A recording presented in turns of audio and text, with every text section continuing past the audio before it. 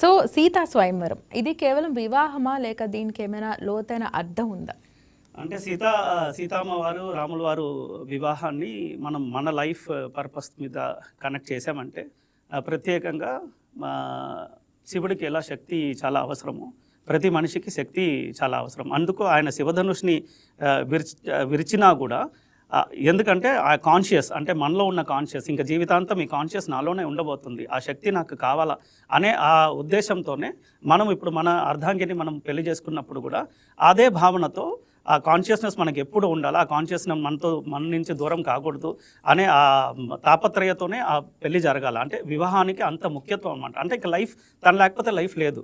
అలా ప్రతి ఒక్కరూ మనం అనుకున్నామంటే ఈ గొడవలు ఇవన్నీ ఉండవు. ప్రత్యేకంగా వివాహంలో కూడా చాలామంది రాజులు వస్తారు, పోటీ పడతారు, కానీ ఆఖరకు రాముల వారే ఆ ధనుష్ని రాముల వారే దక్కుతునే ఆశ మనసులో ఉన్నది ఎట్లా అయినా. అండ్ విల్లు విరిచేది రాముల వారేనని మనసులో తను చాలా మనసులో బాగా ఇష్టపడింది. రాముల వారే దక్కారు చివరికి. రాముల వారు విరగొడతారని తెలిసినా కూడా ఆవిడకి ఎక్కడైనా సందేహం ఉండుంటుందా, ఇంకెవరైనా విరిచేస్తారేమో? యాజ్ ఎ కామన్ ఉమెన్గా, ఒక కామన్ లేడీగా ఆ రోజు ఆవిడ మనస్థితి ఎలా ఉండుంటుంది అంటారు? సీతమ్మ వారి ఆలోచన విధానం ఆవిడ మనసులో రాముల వారే విరిచేయాలి అని మనసులో పడింది ఆవిడకి.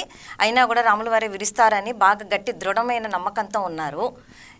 రాముల వారే విరచాలి, ఆయన్నే మనవాడాలి అనుకున్నారు. అదే జరిగింది. ఎగ్జాక్ట్లీ. ఆవిడకి తెలిసినా కూడా చెప్పలేదు. ఎగ్జాక్ట్లీ. ఎలా అంటే ప్రతి మనిషికి వాళ్ళ పాస్ట్ బర్త్స్ శ్రీరాముల వారు మానుష్య రూపంగా ఈ భూమి మీదకి వచ్చినా కూడా ఆయన పాస్ట్ బర్త్స్తో లక్ష్మీదేవి మళ్ళీ సీతమ్మగా పుట్టి ఆయన్నే మనవాడాలనేది ఇది డెస్టినీ. ఇది ప్రతి జన్మకి కనెక్ట్ ఉండేటి. ఇప్పుడు మా ఇద్దరు కూడా జన్మాంతర కనెక్షన్ ఉండబట్టే మేము ఈరోజు ఇక్కడ శ్రీరాముల వారు సీతమ్మ వారి గురించి మాట్లాడగలుగుతున్నాం.